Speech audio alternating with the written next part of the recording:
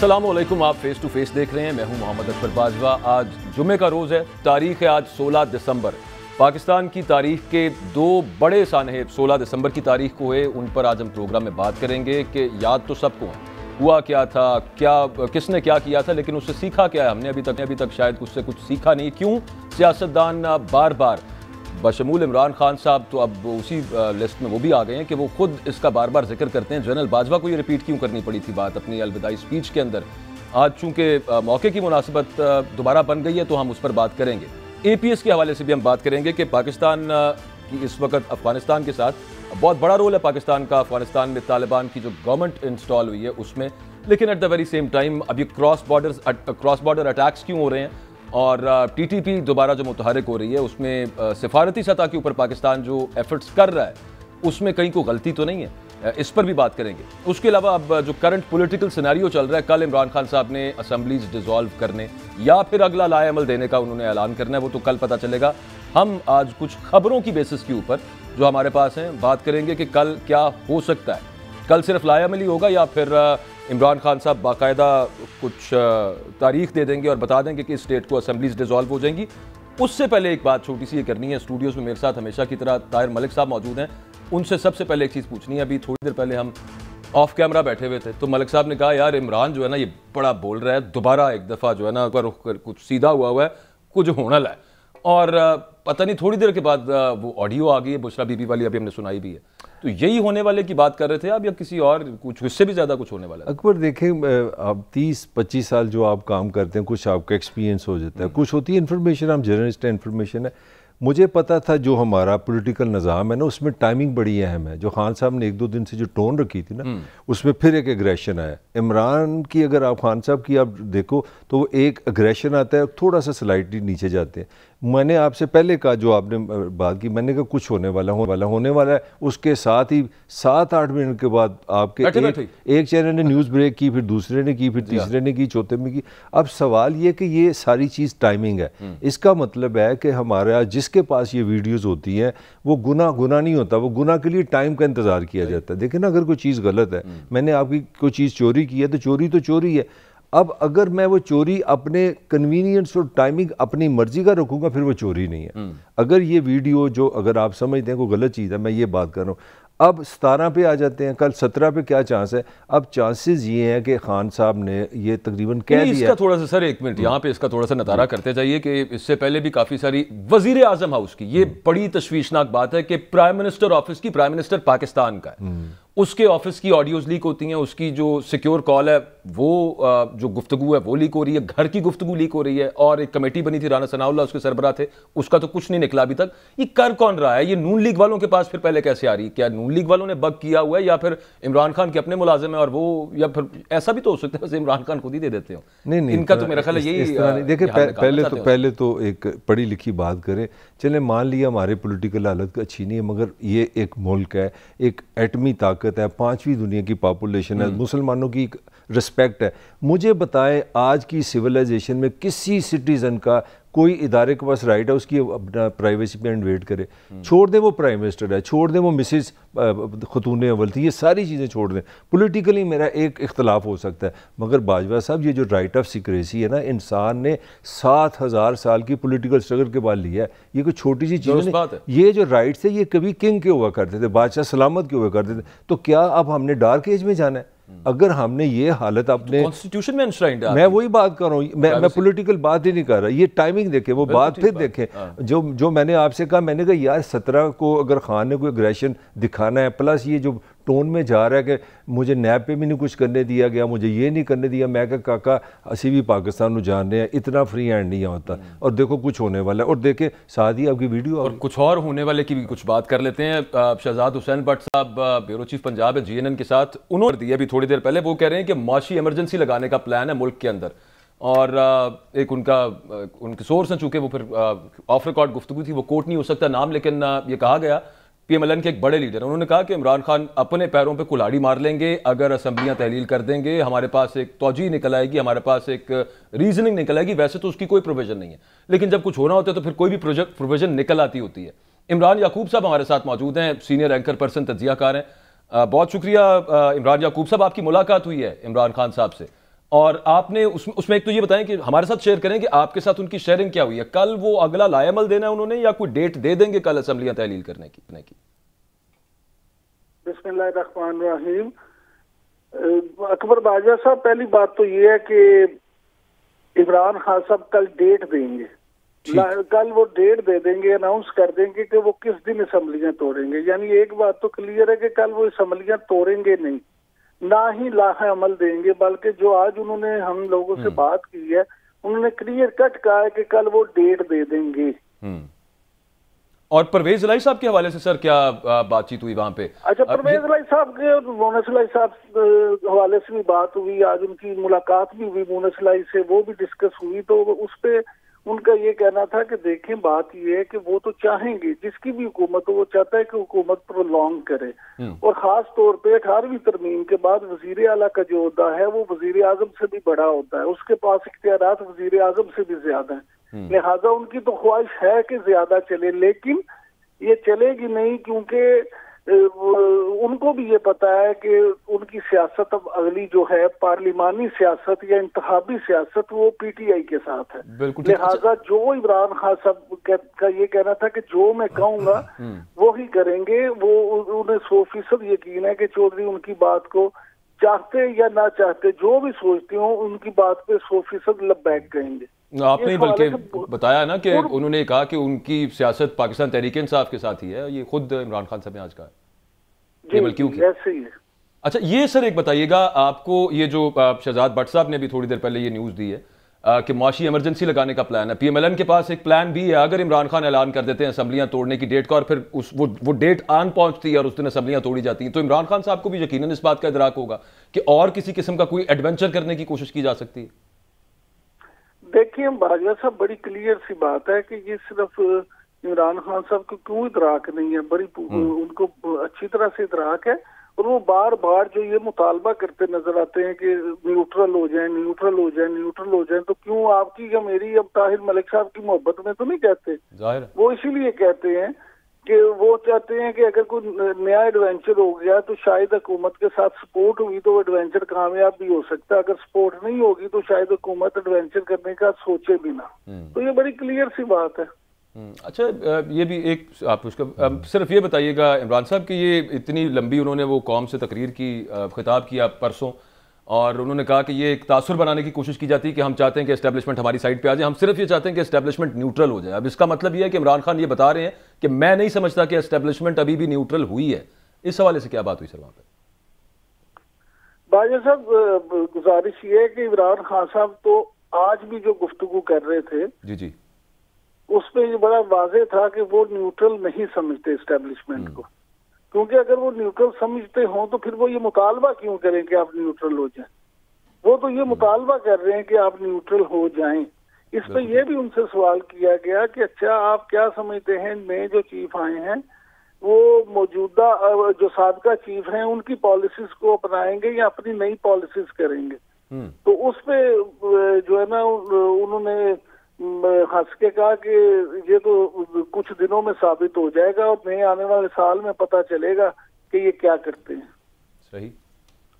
اچھا خان صاحب، میں آپ سے پوچھنا چاہ رہا ہوں، آپ نے تھوڑی سی ایک آپ کی آبزرویشن جاننا چاہ رہا ہوں خان صاحب کی باڈی لینگویج اگریشن، کیونکہ پرسنل لیول پہ میرا بھی تھوڑا بہت ان سے تعارف ہے، میں سمجھتا ہوں کہ پرسنل لیول پہ آپ کی جان تک لینے کی کوشش کی، گولیاں ماری جائیں کسی انسان کو، پھر جو عمران خان کا جو مائنڈ ہے تھوڑا بہت میں جانتا ہوں، اس میں آپ ان کی خاتون اول جو ماری رہی ہیں ان کی اگر اس طرح ویڈیوز آئیں گی تو ڈو یو تھنک کہ خان کا جو اگریشن ہے، یہ غصہ ہے، وہ بے قابو ہو سکتا ہے؟ مزید کل 17 کو الفاظ لب و لہجہ میں وہ پرانا خان آ سکتا ہے، پھر کوئی ٹون میں changes?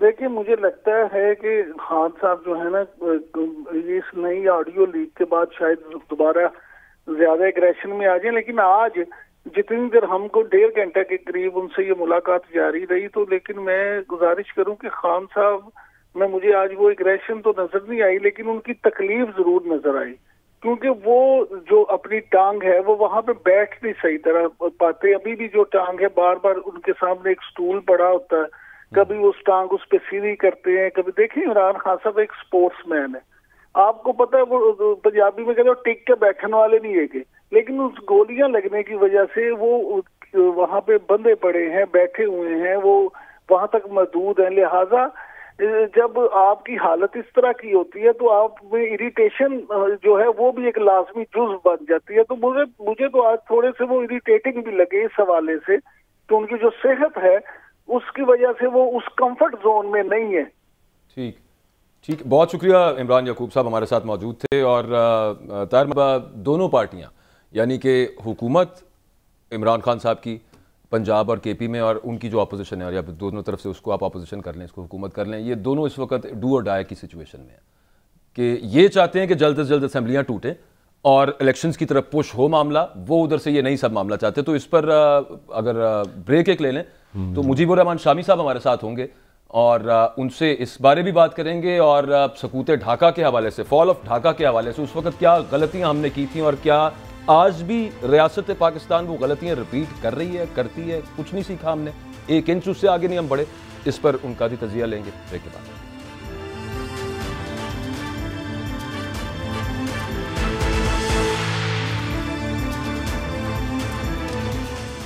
Welcome back. Mujibur Rahman Shami साहब सीनियर तज्जियाकार हैं, हमारे साथ प्रोग्राम में मौजूद हैं। बहुत शुक्रिया सर, आपने वक्त दिया है। ये फरमाइएगा कि आपका तज्जिया क्या कहता है। कल इमरान खान साहब तारीख देंगे कि इस तारीख को असेंबलियाँ टूटेंगी, ऊपर उधर से दूसरी तरफ से उनकी अपोजिशन जो है PMLN खास तौर पे, उन्होंने एक अपना प्लान बनाया हुआ है कि किस तरह से रोकना है इस सब मामले को।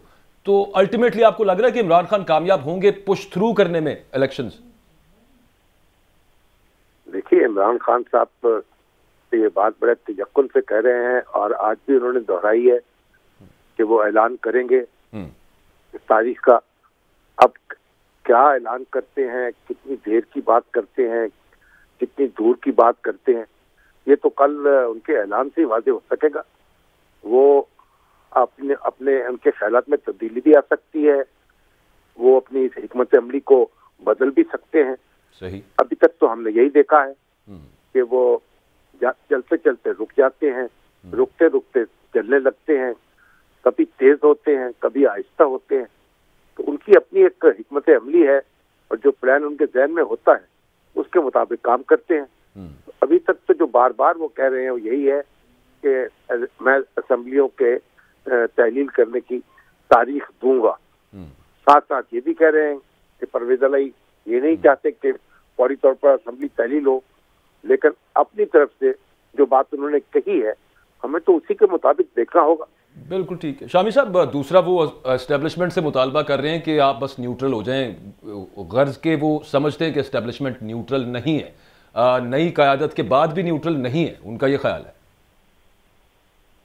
देखिए, अब ये उनका तो ख्याल अपनी जगह है, लेकिन जो इशारे मिल रहे हैं और जो हमें हालात हमारे सामने नजर आ रहे हैं उसमें तो यही नजर आ रहा है कि एस्टेब्लिशमेंट ने सियासत से अपना दामन जो है छुड़ाने का फैसला किया है।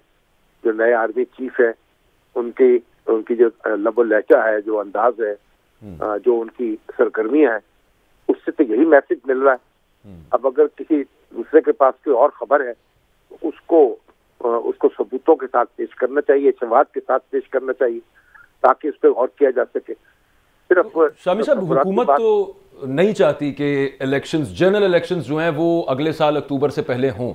क्या एस्टेब्लिशमेंट भी ये नहीं चाहती कि उसी वक्त पे इलेक्शन हो, या फिर वो इस मामले में अगेन बड़ा ओवर यूज्ड वर्ड है, न्यूट्रल हो गए, वो कहते हैं जो करना है आपस में आप ही करें, हमें तो गर्ज ही नहीं है कि इलेक्शन का। अभी तक तो जो एस्टेब्लिशमेंट की तरफ से जो बात कही जा रही है कि सियासतदानों को अपने मामला खुद तय करने चाहिए और वो इसके अंदर कोई किरदार अदा करने पर तैयार नहीं है या कोई संदेह मदाखलत करने पर तैयार नहीं है।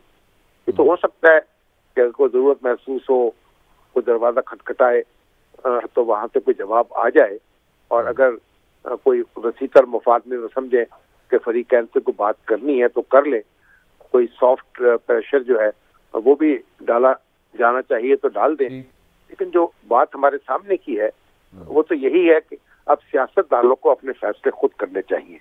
और इमरान खान साहब नए इंतखाबात चाहते हैं, मौजूदा हुकूमत उसे तस्लीम नहीं कर रही, लेकिन इंतखाबात तो होने हैं ना मुल्क में। शामी साहब, देर आप रोक लेंगे। शामी साहब, आपके एक्सपीरियंस से एक बात जानना चाह रहा हूँ। ये जो 2-3 साल से ये एक ऑडियो वीडियो का एक सिलसिला शुरू है کہ کوئی نہ کوئی کیسٹ آ جاتی ہے اور ایک خاص ٹائم پہ ہر چیز آتی ہے. تو یہ ایف آئی اے جو ہماری پاکستان کی، اس کے پاس یہ ٹیکنالوجی کہ آپ پتہ کر سکتے ہیں کہ کون ریلیز کرتا ہے، کون بناتا ہے، پورا ایک سسٹم ہے. تو یہ آج تک پتہ ہی نہیں چلتا یہ کون کرتا ہے، کون بناتا ہے، کہاں سے آ جاتے ہیں. پرائم منسٹر بھی محفوظ نہیں ہے. آپ اس ساری چیز کو کس طرح دیکھ رہے ہیں؟ اور سر جس طرح آپ دیکھ رہے ہیں اسی طرح میں دیکھ رہا ہوں. جس طرح آپ سن رہے ہیں اسی طرح میں سن رہا ہوں. اور آپ دیکھیں کہ ہماری سیاست میں وقتاً فوقتاً اس طرح کی پھول جھڑیاں چھوڑی جاتی ہیں اور لوگ اس کو انجوائے بھی کرتے ہیں. ابھی تو آپ دیکھیں نا، ایک آڈیو جو تھی وہ اقتاب الرحمان صاحب جو ہمارے ہیں ان کی، اور ملک قیوم صاحب کی، اور شاید شہباز صاحب کی، وہ جو سامنے آئی تھی، اس کے نتیجے میں تو پھر یہ ہوا کہ وہ کیس جو ہے وہ ریمانڈ ہو گیا اور محترمہ بے نظیر بھٹو کو بڑا ریلیف مل گیا. اور جج جو ہیں عدالت کے جو اس آڈیو میں شریک تھے ان کے لیے بھی کافی مشکلات پیدا ہوئی.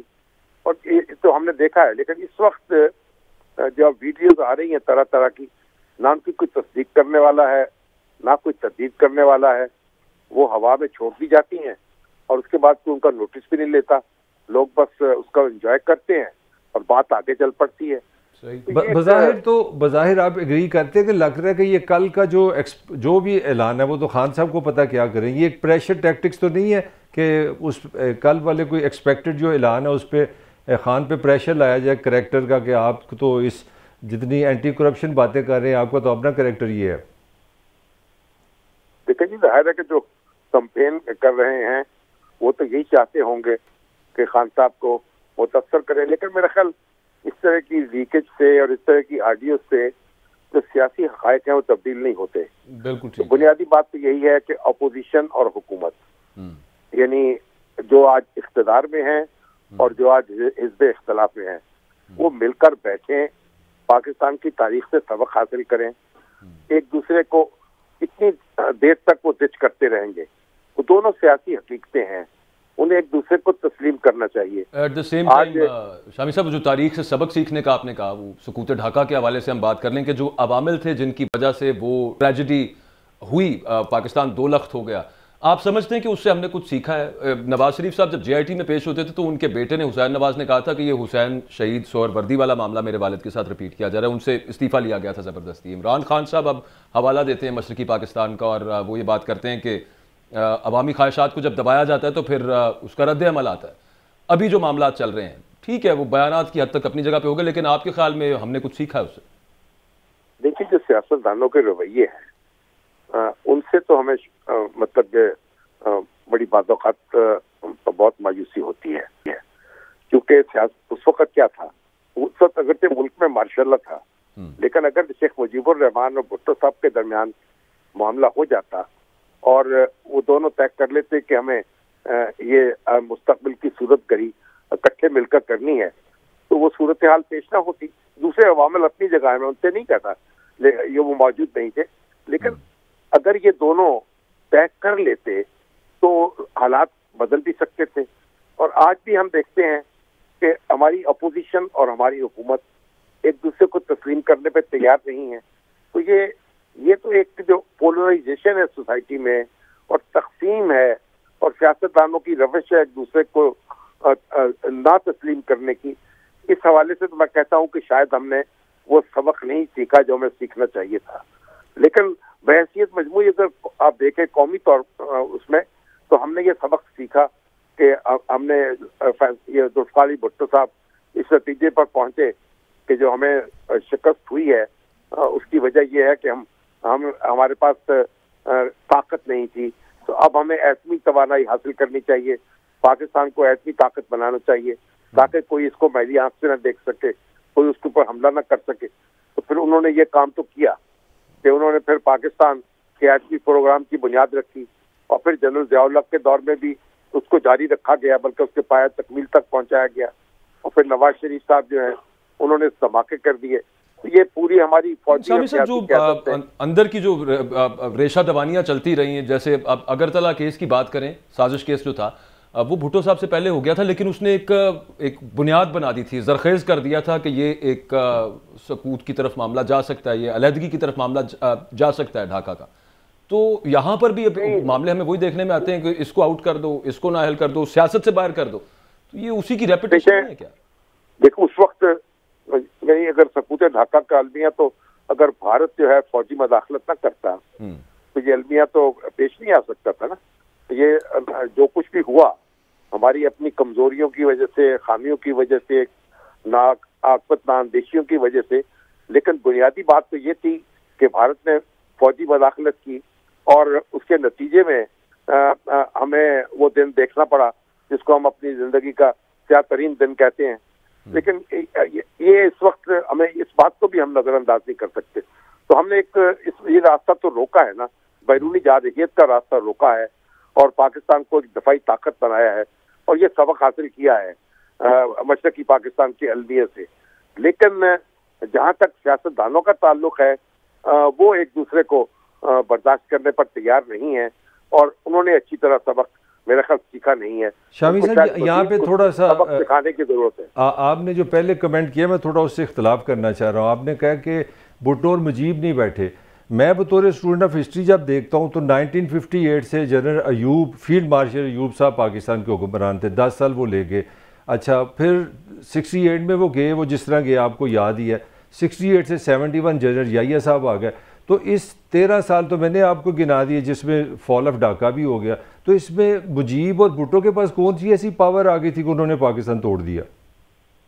نہیں، میں یہ بات نہیں کہہ رہا. میں یہ کہہ رہا ہوں دیکھیے جو یحییٰ خان اور جو کچھ کیا، اگر دستور ساز اسمبلی کے الیکشن نہ ہوتے اور پاکستان کو نیا دستور بنانے پر مجبور نہ کیا جاتا تو تب بھی شاید یہ المیہ پیش نہ آتا اس طریقے سے. تو یہ تو اپنی جگہ، اپنی حقیقت اپنی جگہ ہے.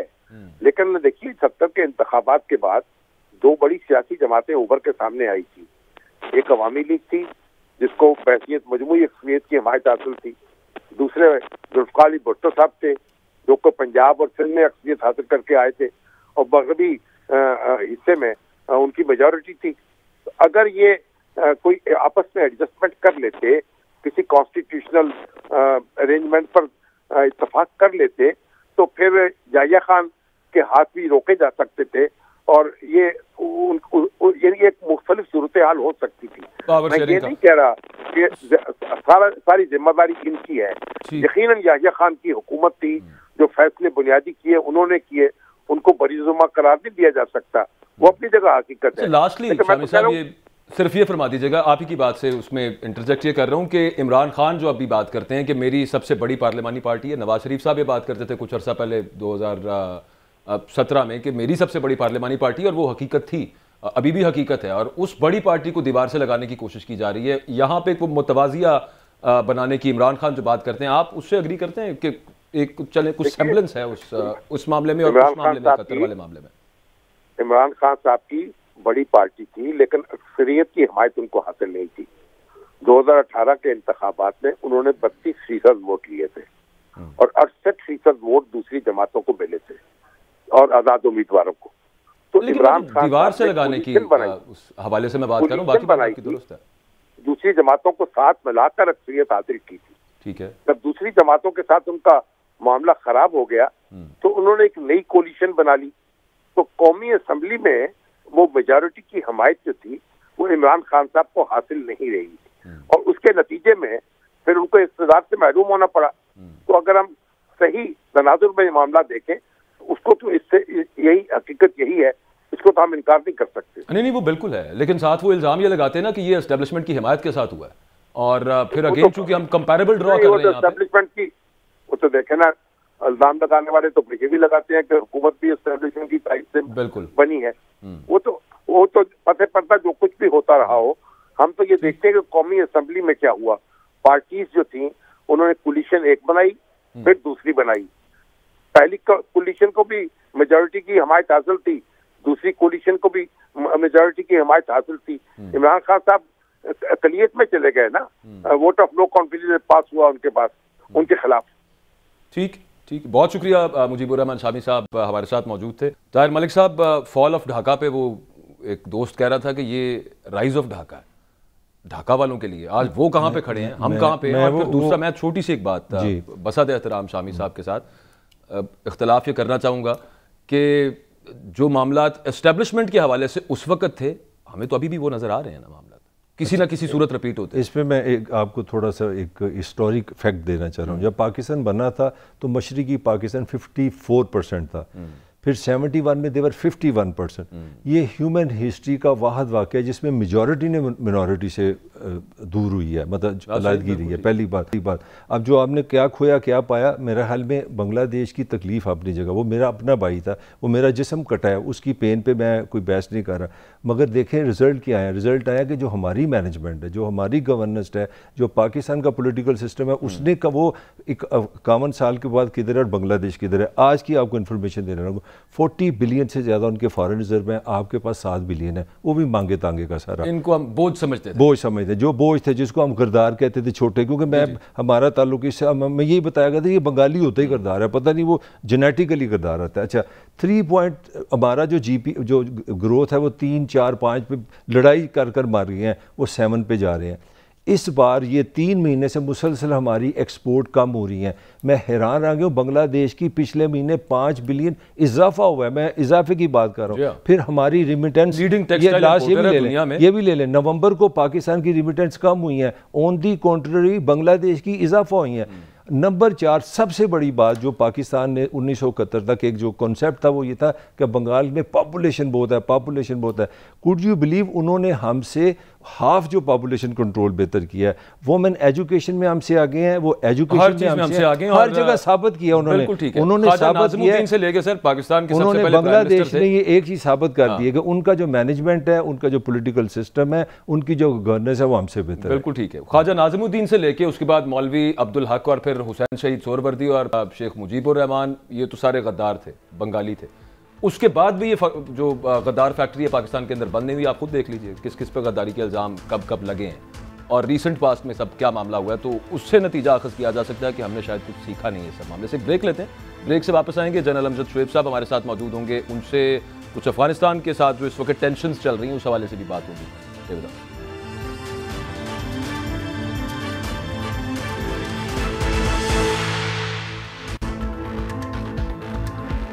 Welcome back. 16 دسمبر 2014 کو بھی ایک بڑا دلدوز واقعہ ہوا تھا. اے پی ایس پر جو اٹیک تھا, 147 معصوم جانیں اس میں ہم نے گنوائی, اور پاکستان تحریک طالبان نے یہ مکروہ عمل کیا تھا. اور آج پھر برسر پیکار ہے پاکستان کی اسٹیٹ تحریک طالبان پاکستان کے ساتھ, باوجود اس کے کہ ہم نے ان کے ساتھ پیس ٹاکس بھی کرنے کی کوشش کی, اور اپیرنٹلی انہوں نے یہاں پہ اپنا فٹ ہولڈ دوبارہ اسٹرانگ کرنے کی کوشش کی ہے. اب ریسنٹ ایک بہت عرصے بعد خودکش حملہ ہوا, اس کی رسپانسبلٹی انہوں نے کلیم کی ہے. اور پھر افغانستان میں جو گورنمنٹ ہے اس کو سو ٹو سپیک انسٹال کرنے میں ہمارا ایک بڑا ہیلپ ہے افغان طالبان کے ساتھ. لیکن یہ کراس بارڈر کیوں معاملات چل رہے ہیں, اور کیا ہماری ڈپلومیسی اتنی بہتر نہیں ہے, اتنی افیکٹو نہیں ہے جتنی ہونی چاہیے؟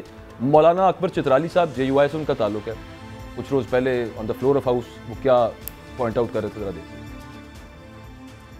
افغانستان اور پاکستان کے درمیان تناؤ ہے, سرحدات میں آئے دن دہشت گردی ہو رہی ہے. ان کے درمیان اصلاح کے لیے ایک فرد کا وہاں جانا, اور وہ بھی خاتون, اب بھی میں کہتا ہوں یہ مناسب نہیں تھا. چاہیے تو یہ تھا وزیر خارجہ اور وزیر مملکت اپنے ساتھ یہاں علماء اور اس علاقے کے جو منتخب ممبران ہیں, ضم شدہ اضلاع جس کو ہم سابقہ قبائل کہتے ہیں, وہاں کے اراکین کو ساتھ شامل کر کے ایک وفد لے کے جاتے اور وہاں ان سے حکومت افغانستان سے مذاکرات کرتے, اور اس مذاکرات کے نتیجے میں امن و امان وہاں آنا چاہیے تھا. وہی دہشت گردی ہے. ان کی بات کو کس نے مانا؟ کیا اثرات چھوڑ کے آ گئی؟ یہی اثرات چھوڑ کے آ گئی کہ کل ہمارے 6 بندے شہید ہو گئے چون بارڈر پر. خواتین کا احترام کرتے ہیں, لیکن خواتین بھی اپنے حدود میں رہیں, حدود سے تجاوز نہ کریں. شکریہ جی, شکریہ جی. یہ آپ نے دیکھا مولانا اکبر چترالی وہاں پہ کہہ رہے تھے. آبویسلی یہ سب باتوں کے ساتھ تو اگری نہیں کیا جا سکتا. جنرل ریٹائرڈ امجد شعیب صاحب ہمارے ساتھ موجود ہیں. بہت شکریہ سر, آپ نے وقت دیا. یہ بتائیے گا, آپ نے سنا یہ جو کہہ رہے تھے مولانا صاحب یہاں پہ, اس بات سے تو اگری نہیں کیا جا سکتا یہ کیا کر کے آگے اور سارا کچھ, لیکن ٹیکٹکس کے حوالے سے جو بات کر رہے ہیں، کیا آپ اس سے اگری کرتے ہیں کہ چونکہ افغان طالبان جو ہے وہ بات نہیں کرنا چاہتے خواتین سے، تو we need not send in women ambassador? بسم اللہ الرحمن الرحیم. دیکھیے، یہ مولانا چترالی کا خیال ہو سکتا ہے اور ضروری نہیں، کیونکہ یہ امریکن خواتین وغیرہ جو بھی ان سے مذاکرات کرتے رہے، وہاں قطر میں بات چیت ہوتی رہی ہے. بالکل. البتہ یہ ہے کہ مولانا کا شاید یہ اندازہ ہو کہ اگر علماء کا کوئی وفد جاتا تو شاید بہتر بات چیت ان سے ہو سکتی، لیکن علماء ہمارے جو ہیں وہ ڈپلومیسی میں ان کی مہارت نہیں ہے. جا کے وہاں پہ بات چیت اگر کریں تو ڈپلومیٹیکلی ہو سکتا ہے کہ وہ کوئی وہاں پہ ایسا بلنڈر کر آئیں جس کا بعد میں ہمیں مسئلہ ہو. تو بضرورت آپ ہنا کی بجائے کوئی اور فورن سیکٹری چلے جاتے ہیں، کوئی اور چلے جائے. یہ مطلب یہ ایسی کوئی چیز نہیں ہے. اگر تھوڑا بہت اس میں کوئی شبہ ہے تو ٹھیک ہے، بدلا جا سکتا ہے، آپ کو اپنا ڈیلیگیشن یا لوگ بدلے جا سکتے ہیں. بالکل ٹھیک ہے. جنرل صاحب یہ بتائیں کہ افغان طالبان کے ساتھ ہماری کوئی پرخاش کبھی رہی تو نہیں ہے، بلکہ پاکستان کے بڑے احسانات ہیں، تو پھر یہ جو کراس بارڈر اٹیکس ہو رہے ہیں اور پھر طالبان کی طرف سے جو انٹروژنز ہو رہی ہیں ان کے خلاف وہاں پہ وہ کوئی کارروائی نہیں کرتے، اس کی کیا وجہ ہے؟ کیوں یہ سب معاملہ اتنے سار کیوں ہو رہے ہیں پاکستان کے ریلیشن شپس ان کے ساتھ، افغان طالبان کے ساتھ؟ یہاں پہ ایک چیز سمجھنے کی ضرورت ہے، وہ یہ کہ افغان آرمی جس کو امریکنز نے ٹرین کیا تھا، جس کا کچھ ڈسپلن تھا، وہ تو تتر بتر ہو گئی. اب یہ زیادہ تر طالبان سے یا انہوں نے بعد میں جو ریکروٹمنٹس کی ہیں وہ لوگ ہیں جن کو انہوں نے امپلوائے کیا، اور ان کا ڈسپلن بڑا لوز ہے، یہ اتنے ڈسپلن نہیں. اور جو طالبان ہیں حکومت میں بیٹھے، ان کا بھی کنٹرول اتنا نہیں ہے جیسے کہ ایک ریگولر گورنمنٹ کا ہوتا ہے، جیسے وہ ایک سسٹم کے تحت چلتے ہیں. اسی طرح ان کی پرابلم ہے جو ان کے اپنے اندر، آپ دیکھیے کہ ٹیررزم بڑھتا جا رہا ہے، تو وہ لگتا یہی ہے کہ سیکورٹی بھی ان کے قابو میں نہیں ہے. ان کے اپنے ملک میں خاصے واقعات ہوئے ہیں، پچھلے اگست سے لے کے اب تک تقریباً 50 کے قریب واقعات ہو چکے ہیں، جن میں کہ خاصا جانی نقصان بھی ہوا ہے، اور یہ اس کو کنٹرول نہیں کر سکے. تو اس میں ان کے کنٹرول کے علاوہ میں سمجھتا ہوں ان کو ہمسایہ ممالک سے بھی مدد لینی چاہیے. جیسے ہم ایک میٹنگ، ایک کانفرنس کیا کرتے تھے ریجنل کنٹریز کی، کیونکہ یہ ریجنل کنٹریز کو سب کو شکایت اس پہ پیدا ہو رہی ہے. پچھلے دن وہ چائنیز ہوٹل پہ جب انہوں نے کیا حملہ، تو چائنا میں بڑا خاصی تشویش کی، انہوں نے بھی اسٹیٹمنٹ وغیرہ دی ان کے فارن آفس میں. تو مولویوں کو، ان کو جو طالبان ہیں، ان کو انگیج کرنے کی ضرورت ہے، تاکہ یا تو ان کو سیکورٹی کے کو ٹرین کیا جائے، ایڈوائز کیا جائے، سمجھایا جائے کہ اپریٹس کیا چاہیے آپ کو، کیسے آپ کریں. جنرل صاحب ٹی ٹی پی جو دوبارہ ری گروپ ہو رہی ہے اور ایک خطرہ تو ہے ہمیشہ سے، اس پر بھی پاکستان کے لاکھ کہنے کے باوجود کوئی وہاں پہ ایکشن نہیں ہوتا on Afghan soil against the T T P. آپ سمجھتے ہیں کہ آئندہ کوئی اس طرح کی حکمت عملی ہو سکتی ہے؟ کیونکہ الٹیمیٹلی کچھ لوگ تو یہ کہتے ہیں کہ they are two sides of the same coin, Afghan Taliban ہو یا پاکستانی طالبان ہو. ٹی ٹی پی کے خلاف کچھ نہیں کریں گے. انفیکٹ انہی کی ڈیمانڈ تھی کہ آپ ٹی ٹی پی سے مذاکرات کریں، جس کی وجہ سے مذاکرات شروع ہوئے. ٹھیک.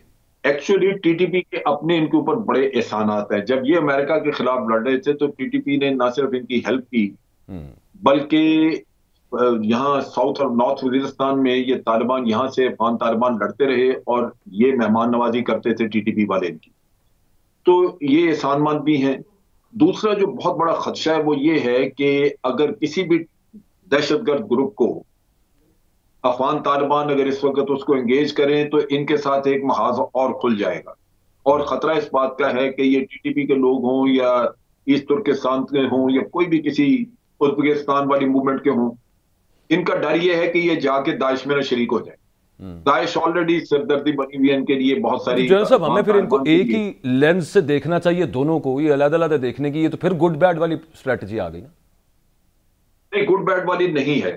اچھا، اس میں جو سمجھنے کی بات ہے وہ یہ ہے کہ ان کے جو فائنینشیل سورسز ہیں اس کو کنٹرول کرنے کی ضرورت ہے. کیونکہ یہ جو ہمارے ٹی ٹی پی کے لوگ ہیں، یہ کوئی آئیڈیالوجی جو یہ بات کرتے ہیں شریعت وغیرہ، یہ ایکچولی ہے نہیں ایسے. جی، یہ آئیڈیالوجیکل گیم نہیں ہے. انہوں نے اپنی ایک پرائیویٹ آرمی پالی ہوئی ہے، 2-3 ہزار اس میں لوگ ہیں، ان کو تنخواہیں دینی ہے، خرچہ اٹھانا ہے. سو ان کو جو پیسہ دے گا اس کے لیے کام کریں گے.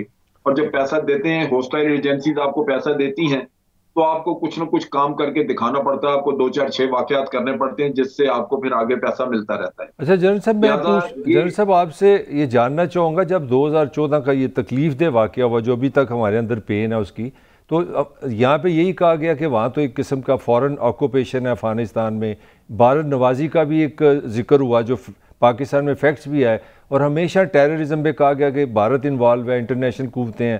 اور ہماری تو جب طالبان کی جب امریکہ وہاں سے گیا تو بڑی ایک سیلیبریشن تھی پاکستان میں کہ ایک برادر ملک آ گیا, طالبان آ گئے, اسلامی دوست آ گئے, جنرل فیض بھی وہاں پہ گئے. اور مجھے ریسنٹلی جو پتہ چلا کہ دہرادون میں جو ان کا بیج نکلا ہے انڈین آرمی آفیسر کا, اس میں سے عفان, یہ جو طالبان والا افغانستان ہے, وہ آفیسر بھی ٹریننگ لے کے نکلے ہیں. تو اتنی ہماری جو ہماری ایکسپیکٹیشن سے اتنی 180 کا ویریشن آ گئی ہے, یہ کیا ہے؟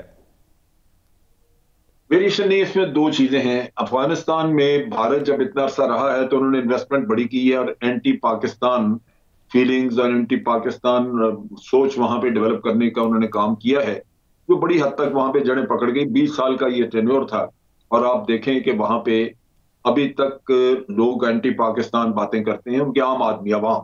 تو ایک تو یہ مسئلہ ہے. دوسری بات جو بڑی اس سچویشن میں ہے ویلڈ, وہ یہ ہے کہ پیسہ اب بھی بھارت لگا رہا ہے, سی آئی اے لگا رہا ہے. اور ہوا یہ ہے کہ امر اللہ صالح وغیرہ یہ لوگ بھاگ کے ازبکستان چلے گئے تھے, اور اب ان کے ذریعے پیسہ آ رہا ہے. پھر یہ بھی آپ دیکھ لیجئے کہ افغان طالبان نے ایک حماقت کی تھی کہ ان کو عام معافی دی تھی اپنے ملک میں, جس کی وجہ سے وہ تمام ایلیمنٹ جو کسی نہ کسی وقت پہ کسی کے اعلی کار تھے وہ وہیں افغانستان میں موجود ہیں. بڑے کم ہیں جو جا سکیں, باہر جا سکیں امریکہ یا اس کی وجہ سے یہ سب کچھ جاری ہے. ایکچولی پروگرام کا وقت ختم ہو گیا ہے. بہت شکریہ جنرل ریٹائرڈ امجد شعیب صاحب, آپ نے اپنی وقت دیا, ہمارے ساتھ موجود تھے. آپ سے کل سیم ٹائم سیم چینل ملاقات ہوگی. اپنا فیڈ بیک ضرور دیجیے.